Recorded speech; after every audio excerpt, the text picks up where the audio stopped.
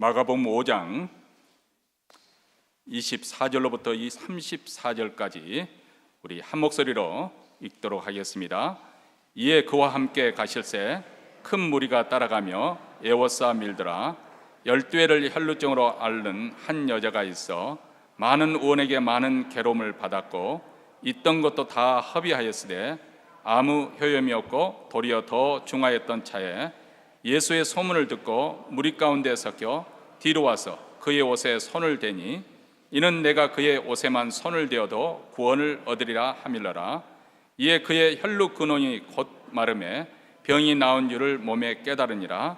예수께서 그 능력이 자기에게서 나간 줄을 곧 스스로 아시고 무리 가운데서 돌이켜 말씀하시되 누가 내 옷에 손을 대었느냐 하시니 제자들이 여짜오되 무리가 에워싸 미는 것을 보시며 누가 내게 손을 대었느냐 물으시나이까 하되 예수께서 이 일 행한 여자를 보려고 둘러보시니 여자가 제게 이루어진 일을 알고 두려워하여 떨며 와서 그 앞에 엎드려 모든 사실을 여짜온데 예수께서 가라사대 따라 내 믿음이 너를 구원하였으니 평안히 가라 내 병에서 놓여 건강할지어다.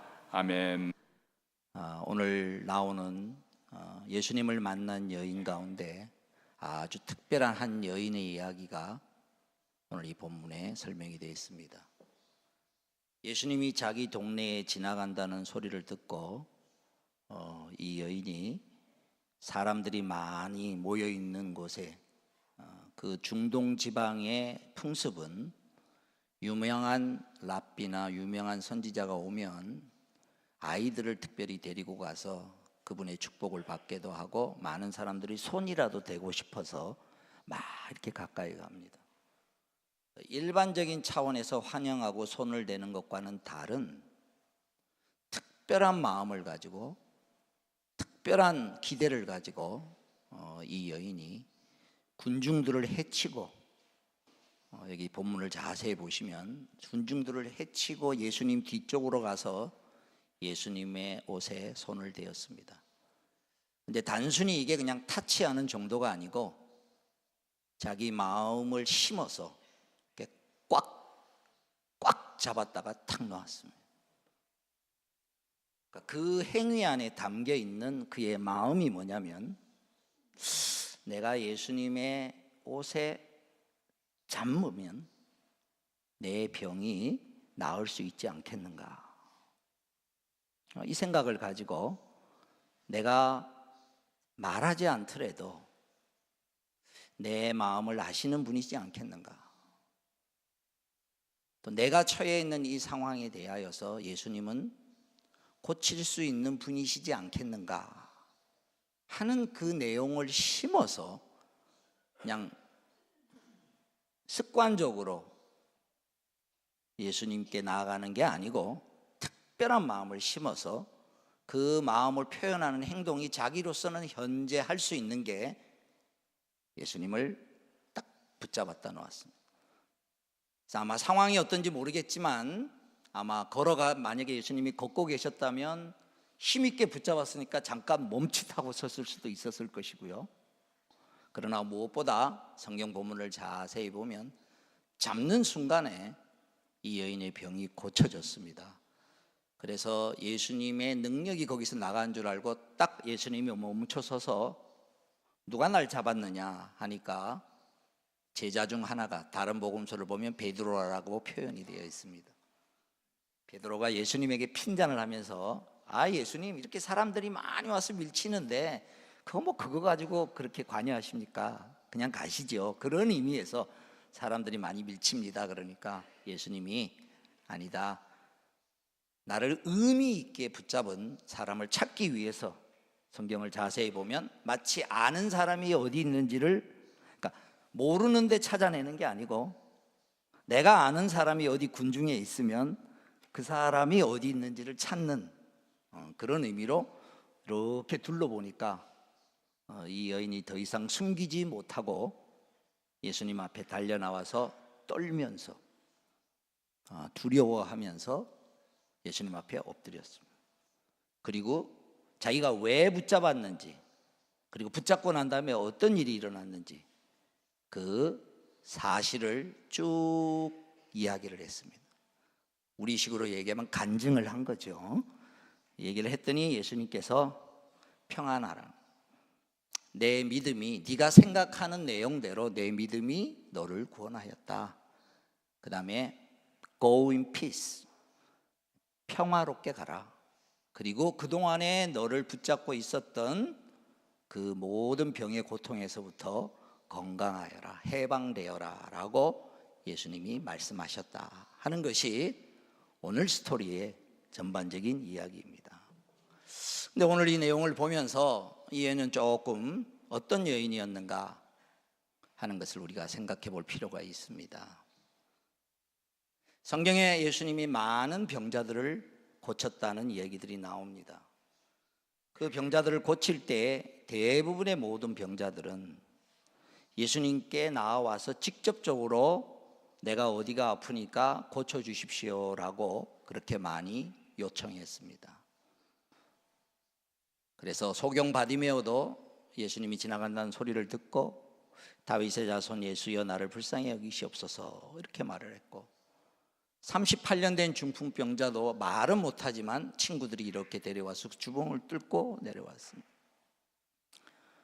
자기 딸이 귀신이 들려가지고 고통받고 있던 이방인 여인도 내 딸이 이러이런 병에 걸려서 이 딸을 고쳐주십시오 이렇게 이야기하지 않고 이 여인은 더 재미있게 이런 딸을 두고 고생하는 나를 불쌍히 여겨주십시오. 여러분, 이 기도를 우리가 종종 이렇게 드리십시오. 여러분 자녀들 때문에 참 마음에 힘들어하고 있거나, 여러분 남편이나 아내를 두고 참 힘들어하고 있거든. 우리 딸을, 우리 아내를, 우리 남편을 고쳐주십시오 이렇게 기도하는 것보다 이 기도가 더 좋습니다. 이런 딸을 두고 씨름하고 있는 나를 불쌍히 여겨주십시오. 이런 아들을 두고 내가 어찌할 바 몰라, 내 마음에 어찌할 바 모르는 나를 불쌍히 여겨주십시오. 이렇게라도 와서 예수님께 이 얘기라도 할 수 있었다 그거예요. 다른 모든 사람들은, 심지어는 문둥병 환자라도, 남들이 돌 던지는 문둥병 환자라도 주여 불쌍히 여겨주십시오라고 말을 할 수 있었어요. 근데 이 여인은 말도 못하는 상황 가운데 놓여 있을 만큼 이 여인이 가지고 있던 고민과 그 아픔과 고통은 조금 차원이 다른 특별한 것이었습니다. 어떤 것이었을까요? 우리 한번 본문을 한번 자세히 볼까요? 본문 말씀 25절 말씀 보면 제가 읽겠습니다. 제가 가진 성경은 여러분이 가진 성경하고 조금 다른데 이렇게 그냥 보시기 바랍니다. 그런데 12에, 그러니까 12년 동안 혈루증을 앓은 여자가 있었다. 혈루증이란 하혈하는 겁니다. 지금 뭔가 부인병의 일종으로서 이게 뭘까? 요즘식으로 아마 의학적으로 표현하면 아마 자궁암 쪽이 아니었겠는가 이렇게 봅니다. 그러니까 이게 시도 때도 없이 출혈이 일어나는 거예요. 그런 상황이니까 만약에 예수님이 너 어디 아프냐 공개적으로 물으면 여인의 입장에서 어디 아픕니다라고 말하기가 굉장히 쑥스럽고 민망한 이런 상황 속에 놓여 있어요. 그래서 그 괴로움을 성경은 이렇게 표현을 하고 있습니다. 그 다음 구절 보면 여러 의사에게 보이면서, 여기 보이면서라는 표현이 재밌습니다. 제가 가진 성경에는 고생도 많이 하고 재산도 다 없앴으나 아무 효력이 없었고 상태는 더 악화되었다 이렇게 되어 있습니다. 이 여인이 낫기 위하여서 12년 동안 많은 의사를 찾아갔고, 또 의사들 중에 대부분이 남자였을 것이고, 또 그 당시에 의학 기술이 별로 그렇게 발달되지 않는 상황에서 어디가 아픈지 무슨 사진을 찍어 볼 수 있었겠습니까? 그다음에 2000년 전에 사진 찍기보다 눈으로 보통 관찰을 하고 상황을 봤겠지요. 여인의 부끄러운 부분을 다 보여야 되는, 그래서 성경에 보니까 많은 의사들에게 괴로움을 당했다, 그렇게 표현이 돼요. 근데 낫기라도 하면 좋을 텐데 낫기는커녕 돈도 많이 쓰고 그리고 병은 더 깊어져 갔다라고 되어 있습니다. 거기 더운 지방입니다. 자주 목욕하기도 어렵습니다. 시도 때도 없이 하혈하면, 참 죄송합니다마는 아픈 사람이 나오는 그 피는 좀 안 좋은 냄새가 많이 나요. 가까이 가면 피 썩은 냄새가 나는 거죠. 늘 옷을 자주 갈아입을 수도 없고, 그래서 늘 그 옆에 가면 불쾌할 수밖에 없고, 그리고 그로 말미암아서 특별히 성경에 있는 레위기 15장 25절에서 30절에 있는 말씀을 보면, 몸에서 피가 나는 사람은 부정한 사람이다. 그래서 예배하러 나오는데 부정한 사람은 나올 수 없고 피가 다 깨끗이 멎은 다음에야 예배하러 나올 수 있게 되어 있습니다. 그러니까 즉 이 여인은 육체의 아픔만이 아니라 하나님 앞에 예배하러 나오는 데서부터도 제외가 되어 있는, 소외가 되어 있는 이런 상황입니다. 더 나아가서 그 당시에 사람들의 일반적인 속성이 있습니다. 사실이 아닌데 사람들이 그렇게 생각하는, 저 사람은 이래서 병이 걸렸을 거야, 저런 몹쓸 병이 걸렸을 거야 하는 그 당시에 보편적인 생각이 뭐냐면, 이 여인이 부정한 짓을 저질러서 그 벌로 아마 저런 병에 걸렸을 것이다 하고 누구보다도 긍휼히 여김을 받아야 되는 그런 사람이 오히려 정죄와 손가락질을 받는 그런 상황 가운데 놓여있던 이 여인입니다. 사람들이 모임이 모여있는 곳에, 그러다 보니까 그 모임에 섞일 수가 없죠. 왜냐하면 나를 좋지 않는 시선으로 바라보는데, 여러분 거기에 들어가기가 쉽지 않지요. 그 다음 그 사람이 오면 다 옆으로 피합니다. 왜? 본이든 본이가 아니든 그 사람하고 접촉하는 순간에 자기들이 성경적으로 부정을 탄다라고 그 생각을 했기 때문에, 그 사람하고 접촉하는 것이 더러워진다라고 생각했기 때문에 그 다른 사람을 위해서라도 본인이 사회적으로 격리되고 소외될 수밖에 없는 이런 상황 가운데 놓여 있었다. 짧은 한두 절이지만은 이 여인이 앓고 있던 병은 단순히 몸이 아팠다는 병 정도가 아니라 그 병으로 인하여서 삶 전체가 망가져 있는, 특별히 하나님 앞으로 나아가는 영적인 삶에 있어서도 피폐되어 있는 이런 상황 가운데 놓여 있었다. 그러고도 다른 사람 앞에 자기의 속 얘기라도, 속마음이라도 할 수 없는, 심지어 누구에게까지? 예수님에게까지 나 좀 고쳐주십시오, 나 죽겠습니다, 나 좀 고쳐주십시오, 이 말도 할 수 없는 이런 상황 가운데 놓여 있었다. 그런데 이 여인이 아주 잘한 게 하나 있습니다. 그 상황 가운데 절망하지 않고, 그 상황 가운데 주저앉지 않고, 평생 한 번 올까 말까 한 찬스를 놓치지 않았습니다. 예수님이 지나간다는 소리를 듣고 그냥 흘렸을 수도 있습니다. 예수님이 지나간다는 소식을 듣고 내가 가봐야 되겠다고 생각을 했어요. 처음에 의지를 발동시켰어요. 그러니까 그 의지를 발동시킬 수 있었던 근거는 뭐냐면은, 예수님이 그동안에 여러 사람을 고쳤다는 것을 귀를 통해서, 소문을 통해서 들었어. 예수님에 대해서, 예수님이 어떤 분이시다, 죽은 사람도 살리시고 불신, 불수 날 때부터 소경된 자도 고치시고, 그렇다면 내 이 병도 어쩌면 고침을 받을 수 있지 않겠는가 연결을 시킵니다. 객관적으로 들었던 걸 오늘 내가 당면한 문제와 연결을 시켜요. 그리고 연결을 시킨 정도에 끝나지 않고 자기가 생각을 했습니다. 내가 그분의 옷을 딱 붙잡는 순간에 뭔가 낫지 않을까? 그분은 고쳐주실 수 있는 분이지 않으실까? 하는 마음을 가지고 그가 행동을 했습니다. 생각에 머무르지 않고 해치고 들어.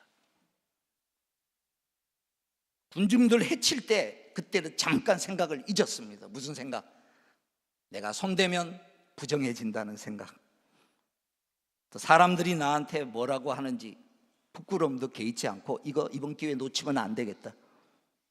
이번 기회 놓치면 안 되겠다. 그래서 해치고 가서 예수님의 옷을 딱 잡았습니다. 예수님의 옷을 잡는 그 순간에 예수님께서 딱 서서 뒤돌아보죠. 예전에 제가 봤던 그 유튜브에 올라온 비디오에 이런 게 있었습니다. 10명의 어린아이들을 놓고 그 앞에 커튼을 치고 그 아이들의 엄마 10명을 앉혀놨어요. 그리고 그 애들 중에 애들이 놀다가 어떤 한 애가 울었습니다. 그 우는 순간에 방송이 딱 나온, 내 아이의 울음소리라고 느껴지는 엄마는 나와보시오. 그랬더니 정확하게 나오더라는 거예요. 정확하게. 우리 예수님이 자기를 의미 있게 찾아오는 사람을 예수님은 놓치지 않으십니다. 그냥 나온 게 아니고 내가 예수님에게 나가면 예수님은 나를 고쳐주실 수 있는 분이시다라는 그 마음을 심어서 자그마한 신음소리에도, 성경에 표현되어 있듯이 우리의 작은 신음소리에도 귀를 기울여 주시는 그런 예수님으로, 예수님께서 그 여인이 손을 내미는 순간에 그 여인의 손을 잡으시는 예수님을, 그래서 그 여인이 예수님의 옷을 잡는 순간에 예수님이 같이 잡아준 내용이 뭐냐? 그의 믿음대로, 그가 어떤 믿음의 내용을 가졌냐면 주님은 나를 고칠 수 있는 분이시다라는 그 내용대로 이루어 주셨어. 이걸 뭐라 그러냐면 내 믿음이 너를 구원하였다라고 표현합니다. 이 말씀을 얼핏 듣기에는 너 믿음을 칭찬한 것 같습니다. 내 믿음 때문에 구원받았다처럼 들리기가 쉽습니다. 그런 뜻이 아닙니다. 여러분 마태복음 7장에 보면은 마지막 날에 예수님 앞에 서서 자기가 하나님 앞에 들어갈 수 있는 공로, 나는 요거 잘했습니다 라고 하나님 앞에 내놓을 수 있는 것으로 생각한 이런 표현이 있습니다. 주님, 내가 주님의 이름으로 설교를 잘해서 많은 사람들이 하나님 앞으로 돌아온 선지자 노릇을 했습니다. 또 주님, 내가 주님의 이름으로 많은 병든 사람을 또 고쳤습니다. 또 주님, 내가 주님의 이름으로 많은 귀신들을 쫓아냈습니다. 그렇게 얘기했더니 예수님이 뭐라고 얘기했냐면 불법을 행하는 자들아 나에게서 물러가라. 나는 너희를 도무지 알지 못한다. 이렇게 얘기를. 이게 무슨 얘기입니까? 오늘 이 본문하고 내용이 비슷한 내용입니다. 이 사람들이 예수의 이름으로 그 일을 했다는 것을 거짓말을 할 수 없습니다. 예수님 앞인데 어떻게 거짓말을 하겠어요? 사실입니다. 다 사실입니다. 그런데 예수님이 여기 알지 못한다라고 불법이라고, 법이 아닌 걸 법으로 생각합니다. 그러니까 하나님 나라에 들어가는데 나는 이런 조건이 나에게 갖추어졌기 때문에 들어갈 수 있다라고 생각한 그 룰이, 니네가 생각하는 룰이 틀렸다는 거예요. 그게 뭐냐? 주님의 이름으로 굉장히 놀라운 일을 했습니다. 여러분 만약에 목사님이 안수기도회에서 병을 고쳤어요. 또 여러분의 삶 가운데 굉장히 놀라운 일이 일어났으면 우리 마음 가운데 자연스럽게 드는 생각이 뭐냐면 그 일을 한 것의 머릿속에 늘 먼저 떠올라질 겁니다. 그 일을 자꾸 얘기하게 돼 있지요. 그러니까 자기가 그걸 공로감으로 생각할 수 있다는 겁니다. 그런데 가만히 한번 생각해 보십시오. 누구의 이름으로 했다고요? 주님의 이름으로, 예수님의 이름으로 했다고 그랬어요. 주님의 이름으로. 그러면 누가 한 거예요? 누가 한 거냐면 예수님이 한 거죠. 예수님이 한 거면 내가 공로감을 가질 수 있습니까? 없습니까? 그것에 대해서 공로감을 가질 수가 없는 거예요. 제가 수표를 100만 불짜리를 우리 최 장로님이 써준 걸 제가 가지고 간다고 생각을 없이 은행에 딱 갔습니다. 은행 직원이 그 수표에 보여있는 최 장로님의 사인을 보고 제게 100만 불을 내줍니다. 내가 그걸 가지고 왔습니다. 그러면 누구 덕분입니까? 제 덕분이 아니고 거기에 있는 사인이 효력을 발휘한 거죠. 저는 심부름한 거죠. 그냥. 그러니까 그 일이 일어나게 되는 본질적인 내용은 뭐냐면 사인이 있기 때문이에요. 오늘 이 여인을 향하여 내 믿음이 너를 구원하였다.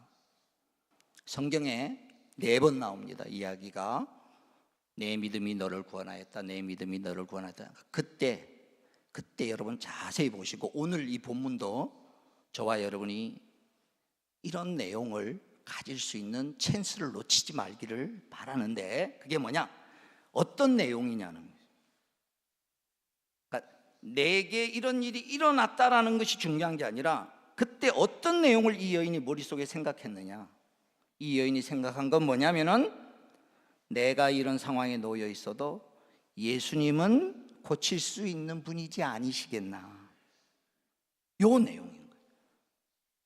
예수님은 이런 상황에 대하여 예수님은 고쳐주실 수 있는 분이지 아니시겠느냐라는 내용대로 내가 너에게 해줬다는 거예요.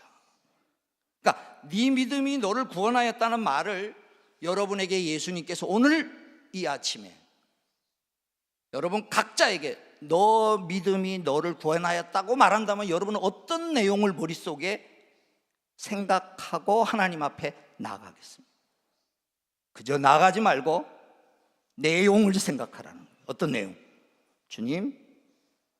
주님은 오늘 나의 이 상황에 개입하실 수 있는 분이십니다. 우리는 보통 우리의 현실적인 문제를 기도할 때에 힘들고 어려운 걸, 이런 걸 고쳐주세요, 이런 걸 해결해 주세요, 이렇게 해주세요, 저렇게 해주세요 기도할 수 있습니다. 근데 이제 그런 기도를 하다 보면 우리의 마음 가운데 드는 생각이 별로 마음에 확신이 잘 안 들어요. 왜냐하면 그것에 대하여서 주님이 고쳐주실지 안 고쳐주실지 확신이 없으니까. 또 어떤 일을 구하지만 그렇게 된다는 보장이 없잖아요. 그죠? 마음이 좀 이렇게 갈리는 거예요. 그 낭망이 되는 거예요. 똑같습니다. 저도 여러분하고. 근데 오늘 이런 내용으로 싹 바꿔서 하나님 앞에 고백을 해보는 겁니다. 어떻게 해요? 주님, 내가 12년 동안 오랫동안 끙끙거려 왔는데, 주님, 내가 부부관계에서 이렇게 힘든데요. 주님, 내가 자식과의 관계에서 이렇게 힘든데, 더 나아가서 주님, 내가 요새 몸이 아파서 예배를 잘 못 드리고 있는데, 주님, 내가 무슨 일에 시험이 들어서 주님의 교회를 생각할 때 내 온 삶을 다 들여서 한번 내 헌신하고 싶은데 그러지 못하고 있고, 내 마음은 주의 교회를 향하여 성도들과 함께 이 교회가 영적으로 부흥되기를 바라는데 왠지 설교도 귀에 안 들어오고 내 영혼이 죽겠습니다라고 하는 것이 있다면은, 주님은 교회의 주인이 되시고 주님은 이 부분에도 회복시킬 수 있는 분이십니다라는 내용을 고백하는 것입니다. 이걸 고쳐달라고 고백하지 마시고 이 내용을 컨트롤할 수 있는 주님이십니다 라는 마음을 심어서 예수님을 딱 붙잡는 거예요. 그럴 때 예수님은 네가 생각하는 내용대로 되리라. 오늘 그 얘기입니다. 내 믿음대로 될지니라. 오늘 주님께서 여러분에게 내 믿음대로 될지어다라고 할 때 여러분은 그 믿음 안에 뭘 집어넣고 싶습니까? 여러분 오늘 설교 끝날 때까지 곰곰이 생각하시고 마지막 마무리 기도할 때 그 내용을 심었으면 좋겠습니다.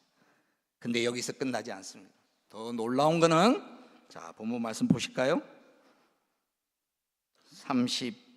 3절 보시면 그 여자는 자기에게 일어난 일을 알므로 두려워하며 떨면서 예수께로 나와 엎드려 사실대로 다 말하였다.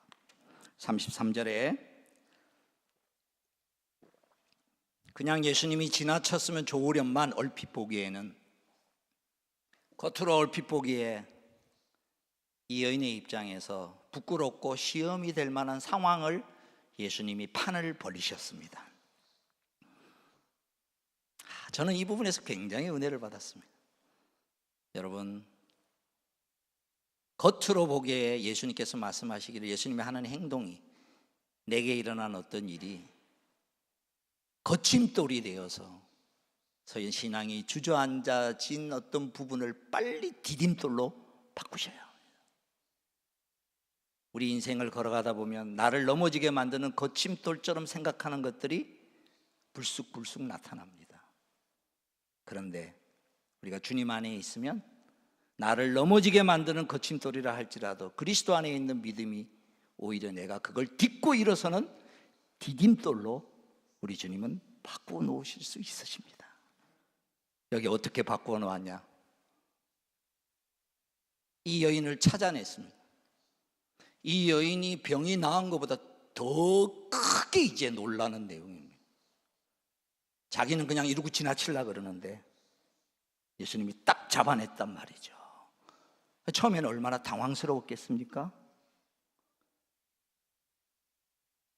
그리고 부끄럽게 자기 얘기를 다 해야 되는, 왜 그랬는지. 그러니까 여기 성경을 보니까 두려워하며 떨면서, 여러분, 이 과정을 통과해야 됩니다. 우리에게 일어나는 어떤 사건들, 축복된 사건들은 그것으로 끝나는 게 아니라 그 현실의 삶을 통과해서 하나님을 제대로 직면하는, 하나님을 하나님으로 아는, 그래서 이 사건을 경험함으로 말미암아 내가 하나님에 대한 새로운 떨림과 경외감을 가지게 되는 그런 상황으로 주님이 하나도 축복을 지금 주십니다.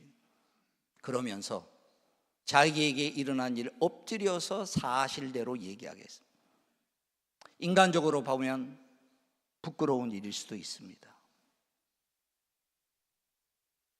이 여인이 자기가 어떤 병에 걸렸고 어떻게 했고, 물론 아는 사람도 있지만 상당히 많은 사람들은 잘 모를 건데 그걸 굳이 들춰내서 그냥 병만 낫게 해주면 좋지, 뭘 또 이렇게 그냥 창피스럽게 그냥 이렇게 다 말하게 말하나 라고 얼핏 보기에는 그런 생각이 들 수도 있습니다. 인간적으로 충분히 그럴 개연성과 그런 가능성이 있습니다. 여기에서 이제 시험에 듭니다. 대부분의 많은 여러분, 우리 하나님은 절대로 우리를 창피 주려는 분이 아닙니다. 오히려 그 과정을 통과해서 진짜 받아야 할 은혜, 그저 단순히 병이 나와서 몇 년 동안 편하게 살다가 죽었다, 그 사람이 지금 현재 겪는 어려움 가운데 속에서 좀 회복되었다, 이 정도로 하나님은 우리에게 그 정도의 것으로 만족을 주시려는 게 아니라 그 과정을 경험하면서 그가 붙들어야 할 더 큰 은혜, 그 인생의 더 큰 축복을 그로 하여금 주시려는 중요한 과정을 통과하는 거예요. 특별히 신앙의 시험에 든 성도님들에게 꼭꼭 부탁드립니다. 저도 목회를 이제 개척을 한 지 19년 되었습니다. 참 부끄럽고 죄송한 얘기지만은 목사가 부족하고 또 성도들이 나름대로 이런저런 얘기가 있어서 저하고 관계성이 틀어진 어떤 분들은, 예전에는 그렇게 설교 말씀도 잘 듣고 은혜로웠던 분이 요즘은 설교를 들을 때 죽으려고 그래요. 힘들어요. 제가 고려 부탁을 합니다. 여러분, 목사님들하고 잘 지내십시오. 아멘을 안 하세요?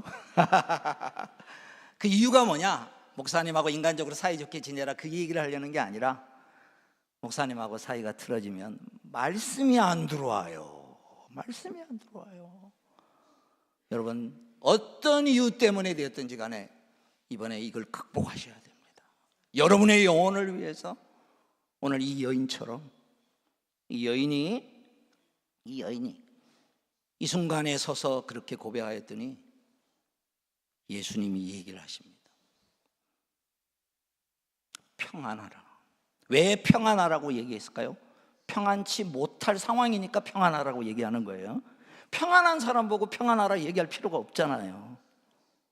왜 평안치 못했을까요? 이 여인이 평안치 못할 이유가 있어요. 그게 뭐냐?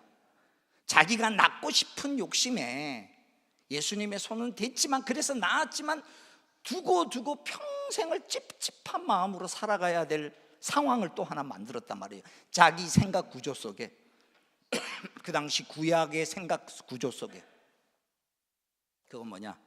내가 낳고자 예수님을 더럽혔다고 생각을 하는 거예요. 무슨 말인지 이해가 되십니까? 내가 낳을 욕심에 예수님을 부정한 자로 만들었다는 것이 평생 동안 그가 몸은 비록 났을지 몰라도 늘 죄책감으로 시달릴 수 있는 그런 상황이라는 거예요. 예수님이 딱 그거에 대해서 뭐라고 얘기하냐면 평안하라, 걱정하지 마라. 왜냐? 여기에 드디어 오늘 본문의 하이라이트입니다. 이 말을 함으로써 뭘 드러내고자 하느냐? 예수님이 진정으로 어떤 분이신가 하는 것을 딱 드러내는 내용으로 들어갑니다. 그게 뭐냐? 세상에 있는 모든 피조물들은, 세상에 있는 모든 것들은 더러운 것과 깨끗한 것이 만나면 깨끗한 것이 더러운 것으로 변합니다. 여러분, 생수가 좋은 물이 이만큼 한 갤런이 있다고 생각해 보십시오. 근데 더러운 물, 딱 물 한 컵, 그걸 가지고 딱 붓는 순간에 전체가 다 못 먹게 됩니다. 그렇죠? 근데 생수가 되시는, 생명이 되시는 하나님은 다릅니다. 주 예수 그리스도께, 하나님 아들 되시는 그분께 온갖 더러운 것들이 다 가면 예수님을 더럽히는 게 아니라 더러운 것이 예수 그리스도와 만나는 순간에 오히려 주께로부터 오는 생명력이 그 모든 더러운 것을 깨끗게 하시는 분이십니다. 이 여인은 구약적 차원에서 내가 만지는 것이 상대방을 더럽게 한다고 생각했는데, 그거는 평면적 차원이고, 예수님을 만나는 순간에 나의 모든 온갖 종류의 더러움이라도 그에게 전가되는 게 아니라 오히려 그로부터 나오는 은혜의 능력이 나를 정결케 만드시는 겁니다. 이것을 구약 에스겔서에서는 이렇게 예언을 했습니다. 우리 한번 찾아볼까요? 구약 에스겔서 47장 말씀 제가 한번 읽겠습니다. 여러분은 들으시길 바랍니다. 에스겔서 47장, 이 말씀이 요한계시록에도 그대로 이어지고, 그리고 이 내용을 구약에서 예언한 내용을 예수님이 내가 이루기 위해서 왔다라고 하기 위해서 요한복음에 명절 끝날에 예수님께서 서서 내게 와서 생수를 마시라, 내게 오는 자는 결코 목마르지 아니하리라는 그 생수가 바로 여기서 나오는 그 얘기입니다. 제가 읽겠습니다. 그가 나에게 일러주었다. 이 물은 동쪽 지역으로 흘러나가서 아라바로 내려갔다가 바다로 들어갈 것이다. 이 물이 바다로 흘러 들어가면 죽은 물이 살아날 것이다. 그 다음 9절 말씀입니다. 이 강물이 흘러가는 모든 곳에서는 온갖 생물이 번성하여 살게 될 것이다. 이 물이 사해로 흘러 들어가면 그 물도 깨끗하게 고쳐질 것이므로 그곳에서도 아주 많은 물고기가 살게 될 것이다. 강물이 흘러가는 곳이면 어디에서나 모든 것이 살 것이다. 여기 보니까 죽은 물이 흘러 들어가는데, 이 죽은 물이 흘러 들어가면 다 죽어야 되는데, 죽은 물이 흘러 들어가는데 오히려 그 죽은 물이 생명으로 살아나서 거기에 죽은 물고기들이 다 일어나. 오늘 이 여인이 가지고 있었던 생각은 나의 더러운 것으로 예수님을 접촉하면 예수님을 망가뜨린다고 생각을 했는데, 예수님은 아니라 오히려 예수님은 예수님께 접촉하는 자를 깨끗게 하실 수 있는 분이시다. 오늘 예수님은 어떤 분이신가라는 걸, 만약에 이 여인이 이때 예수님이 찾을 때 그냥 도망가 버렸다고 생각해 보십시오. 부끄럽다고, 창피하다고. 만진 것까지는 좋았어요. 병은 나았어요. 근데 만약에 여기서 도망가 버렸다면 성경에 기록되지 않았을 거예요. 아니면 혹 성경에 기록되더라도 도망간 여인. 오늘 본문은 예수님을 붙잡은 여인 될 게 바뀌어져서 도망간 여인, 이렇게 기록. 이 여인이 병이 나았다는 것을 더 나아가서 그 자리에서 자기 입으로 고백하게 말미암으로 말미암아서 사회적으로 소외가 되었던 것을 한 번에 복권을 시켜주신 것이죠.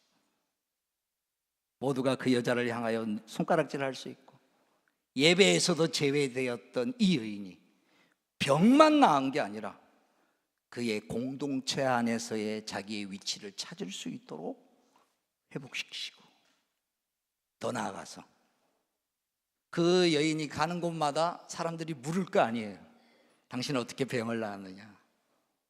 그때마다 남은 생에 자기가 받은 그때의 자기의 고민, 그때 자기가 예수님을 붙잡았을 때의 심정, 그리고 그때 어떤 일이 일어났는지, 더 나아가서 그 이후에 예수님이 나에게 뭐라고 얘기했는지, 그걸 얘기하면서 평생을 살았을 것입니다. 그가 어떻게 살았는지에 대한 얘기는 없습니다. 그러나 그가 병이 나았다라는 것이 초점이 아니라 그의 남은 생애를 통하여서 자기에게 허락된, 자기가 경험한 하나님의 은혜를 얘기하는 그 하나님의 역사의 한 페이지를 기록된 삶으로 그의 인생이 마무리되어 있습니다. 오늘 저와 여러분의 인생이 그렇게 되기를 바랍니다. 오늘 저와 여러분, 어떤 인생이라도 겉으로 보기에는 멀쩡해도 그 집 문 들어가고 안방문 들어가면은 해결해야 될 과제가 없는 사람이 없습니다. 여러분, 젊어서 큰 병에 아직 걸려 있는 분들이면 오늘 이 말씀을 있는 그대로 받아들이고, 세상이 고칠 수 없는 병 가운데 있는 분들이라면 최대한도로 하나님이 주신 일반 은총의 치료는 받으시되, 오늘 이 여인의 믿음을 가지고 주님은 나를 고칠 수 있는 분이십니다, 그 고백의 기도를 여러분이 드릴 수 있기를 바랍니다. 또 연세가 많으신 분들에게 부탁드립니다. 병이 낫는다는 것은 영원토록 산다는 말이 아닙니다. 병이 낫는다는 의미는 하나님이 우리의 일상생활에 지장이 없도록 시간을 주신다는 겁니다. 그래서 의학적으로는 내가 암에 걸려서 석 달밖에 살지 못한다라고 하는데, 보편적으로 이렇게 일반 환자들의 상태가, 내가 만약에 그러나 1년 정도 살았다 그러면, 3개월밖에 살지 못한 사람이 1년 정도 살았다면 9개월이 기적으로 하나님이 허락해 주신 시간입니다. 그 또한 기적입니다. 왜냐하면 죽은 나사로도 살아났지만 또 죽었어요. 영원히 산 게 아니에요. 그죠? 오늘 이 사건이 나오는 12년 된 혈루병 이 여인이 붙잡는 이 길거리에서의 상황은 12살 먹은 회당장의 딸을 살리러 가는 도중에 발생한 사건입니다. 그 12살 먹은 아이가 태어나서 기뻐하던 한 집안과 이 여인은 그 아이가 태어났을 때의 기쁨이 있던 그 시점에 고통이 시작된 두 개가 딱 매칭이 되어 있는 사건으로 연결이 됩니다. 다음에 한번 여러분 더 부르셔야 될 것 같습니다. 앞에 있는 사건과 연관을 시키면 더 재밌습니다. 무슨 얘기냐? 그 아이도 살아나서 몇십 년 살았는지 모르지만 살아났다는 건 얼마나 대단한 겁니까? 그런데 영원히 산 건 아니거든요. 물론 하나님 안에서의 삶을 새로 얻은 것은 영생은 있겠지만, 이 땅에서의 삶은 병이 낫는다는 것은 병이 나서 없어진다는 뜻이 아니고 나에게 하나님이 기회를 주신다는 뜻입니다. 이걸 병 낫는 것의 목적으로 삼아야 됩니다. 그저 낫게 해주십시오, 낫게 해주십시오가 아니라, 주님, 내가 이 땅에서 아직 더 해야 할 일이 있으니, 내가 주님을 더 기뻐해야 될 일이 있으니 나에게 기회를 주십시오. 그래서 예수님이 딱 물어보시면 너 왜 더 살아야 되는데? 심각한 병에 걸렸어요. 그럼 1차적으로 여러분 좀 냉정하지만 정리하셔야 될 게 제일 먼저 갈 준비를 하셔야 됩니다. 갈 준비를 하셔야 돼요. 자기 정돈을 하셔야 됩니다. 그게 성경적으로 맞는 겁니다. 그 정리하는 것 중에 많은 것을 정리해야 되지만 특별히 관계성을 잘 정리하셔야 돼요. 그동안 미워했고 반목했던 사람들, 힘들어했던 사람들, 용서할 걸 용서하시고, 상대방이 용서를 안 한다 할지라도 상관없이 하나님이 내게 주신 마음을 표현하는 거예요. 사랑을 만들어내는 능력이, 어제 하나님의 능력을 생각하며 기도하라 그랬는데, 하나님의 능력의 최고봉은 모든 지혜와 능력을 다 동원해서 상대방을 살려내는 생명의 능력이 하나님의 능력의 핵심입니다. 그래서 여러분 마지막 날 하나님 앞에 섰을 때, 또 이 땅에 누가 장례식 할 때, 어제도 말씀드렸습니다마는 장례식 하려고 내가 딱 누웠는데 나를 애도하러 온 사람이 나와의 추억을 하나씩 기억할 수 있는 거리로 만드십시오. 나를 통해 격려를 받고 사랑을 받은 내용들을 기억하게 만드십시오. 더 나아가서 신앙적인 격려를 받았던 것을, 내가 당신으로 인하여 내가 하나님 앞에 설 수 있었습니다. 이런 걸 만들 수 있는 시간을 가지고 이제껏 살지 못했습니다. 주님 죄송합니다. 이제 남은 생에 내가 이제 사랑하고 살겠습니다. 내가 이제 남은 생에 엉뚱한 짓 안 하고, 세상에서 나름대로 그만 사는 거 감사하죠. 근데 그건 하나님 나라의 역사에 아무것도 기록할 것이 없는 삶을, 하나님, 이런 삶이 12년 동안 혈루증에 걸렸던 것과 마찬가지로 내 인생은 혈루증처럼 내가 살고 있던 내 족적과 내가 걸어온 길이 냄새만 풍겼지 생명을 살리지 못했던 것에 대해서 하나님 죄송합니다. 이제 나에게 남은 생에 주님은 내 인생을 살리실 수 있는 분이십니다. 주님은 남아있는 내 생애를 통하여 주님 앞으로 인도해 올 수 있는 기회를 주십시오. 지금 있는 병이 더 이상 나의 일상생활을 방해하지 못하도록 여기까지 막아주십시오. 오늘 이 기도가 훨씬 더 합리적이고 해볼 만한 기도입니다. 몸이 지금 많이 안 좋으십니까? 특별히 오늘 어르신들 여기 많이 나오셔서 너무 감사합니다. 이렇게 기도하십시오. 주님, 내가 예배 드리러 나올 수 있는 만큼의 건강만 허락해 주십시오. 더 이상 나빠지지 않고 내 평생 주님 앞에 주의 말씀을 들으며 주님 앞에 찬양하는 이런 모습으로 주님 만날 수 있게 해주십시오. 제가 우리 교회 옆에 있는, 우리 여기로 따지면 너스리 홈이죠, 요양병원이 있는데, 거기 작년 이제 제가 이제 어떻게 해서 우리 성도님 중에 한 분이 있어서 3년 전에 거기 가기를 시작해서, 한 분 가면 그분을 위해서 기도하다가 이렇게 옆 침대에 있는 분이 보편적으로 저를 이렇게 유심히 쳐다보는 분이 있으면 거기 가서 묻고 내가 기도해도 되겠냐고 그러면 기도해도 된다 그러면 참 놀랍습니다. 어떤 분은요, 기도하는데 아멘을 하더라고요. 혹시 교회를 다니시냐고 그랬더니 교회를 다닌 게 옛날에 다녔대. 세례를 받으셨냐니까 안 받았대. 제가 3분 복음을 딱 전합니다. 놀랍게 준비된 영혼은 예수님을 영접합니다. 그래서 작년에 18명이 세례를 받았습니다. 근데 더 놀라운 건, 어느 한 분이 중환자실에 그렇게 해서 날 만나서 1월 첫째 주 수요일이었어요. 성함이 한상원 씨라 그러는데, 그분이 세례를 그 시간에 첫날 저를 만났는데 세례를 받았어요. 물론 늘 그렇다는 건 아닙니다. 하나님이 준비된 영혼을 만나게 하실 때가 있습니다. 그 다음 주에 가보니까 그분이 다른 병실로 내려갔더라고요. 몸이 좀 괜찮아서. 그래서 제가 따라 내려가서 거기 가서 이제 기도를 해줬더니 그 병실에서 또 옆에 쳐다보고 있던 분이 있어가지고 제가 가서 또 인사하고 이렇게 했더니 그분도 또 세례를 받았어요. 이분이 또 그 다음 주에 또 다른 병실에 갔더라고요.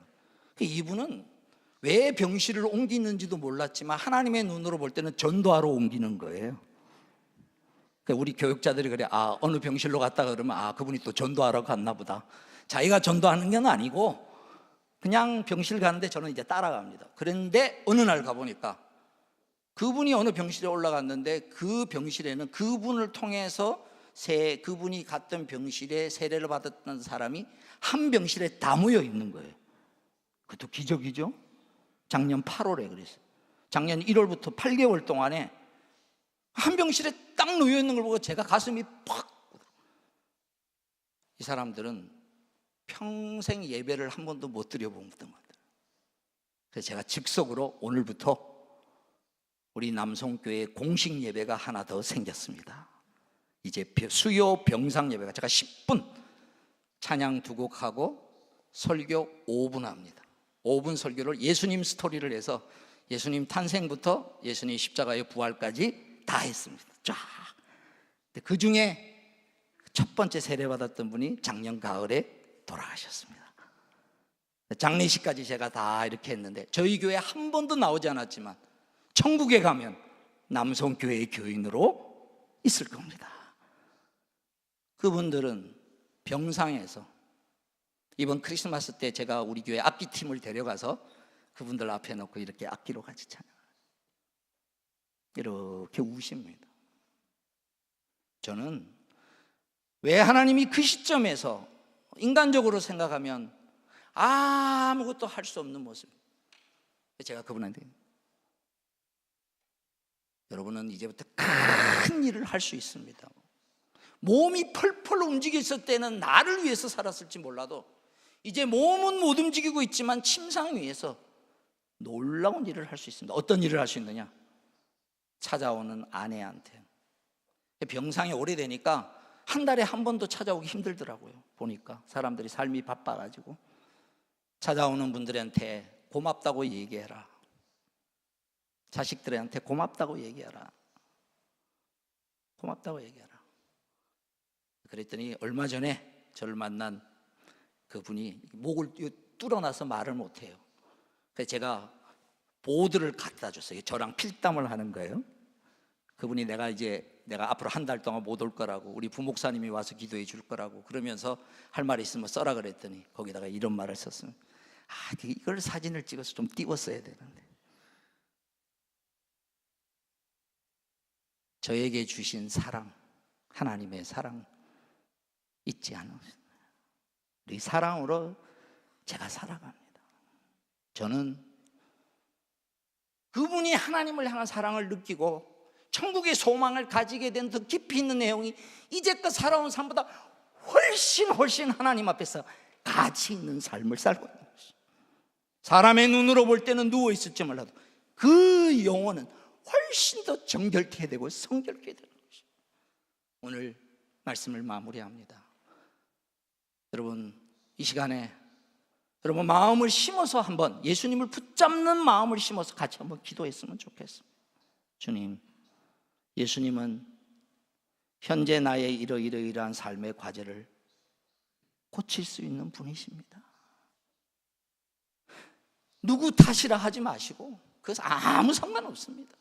주님, 이것이 일으켜진 1차적 원인이 누가 제공했는지 아무 상관없습니다. 하나님은 얼마든지 악을 선으로 바꾸실 수 있는 분이십니다. 주님, 현재 내 삶 가운데 삶의 과제는 이겁니다. 이거를 만질 수 있는 분이심을 나는 고백합니다. 주님, 내가 그 마음으로 주님 붙잡습니다. 여러분, 진지하게 그동안에 귀로만 들었던 예수님을 지금 여러분의 삶 가운데 속에서 주님을 붙잡을 수 있기를 바랍니다. 붙잡는데 그냥 이 시간에 잠깐 기도하고 끝나지 마시고, 제가 좀 일부 예배에서도 그랬지만 좀 도전을 드립니다. 지난 한 주간은 교회에서 새벽 기도를 하니까 강제로 나오셨다면 이번 한 주간은 내일부터 토요일까지는 여러분이 자발적으로 예수님을 붙잡는 이 마음으로, 마치 이 여인이 무리를 해치고 나오듯이 여러분 잠도 해치시고 어둠도 해치시고, 정말 내 평생 이제껏 예수님을 오래 믿었지만 이 여인의 심정으로 내 영혼을 위하여, 내 삶을 위하여, 그리고 무엇보다 현실에 나를 옥매고 있는 것들이 어떤 종류의 것이라도 이걸 주님이 내 마음에 평강을 주시고 나를 변화시키는 것을 궁극적으로 나도 이 여인처럼 맛보고 싶습니다. 그래서 나의 모습을 보고, 내가 단순히 나았다는 데 끝나는 게 아니라 나의 모습을 보고 살아계신 하나님을 볼 수 있는 복음의 증거자가 되게 해주십시오. 나를 통하여 주님을 만날 수 있게 해주시고, 나를 만나는 사람이 생수의 강이, 마치 우리가 주님을 만났을 때 주님으로 인하여 생수가 내게 흘러들어와서 내게 흘러들어온 주님의 생수가 나를 접촉하는 또 이 세상 사람들이 주의 생수를 맛보는 주님의 복의 근원의 통로가 되는 주의 부르심이 내 삶 가운데 이루어지는 삶이 저와 우리 교회 가운데 충만케 해 주십시오.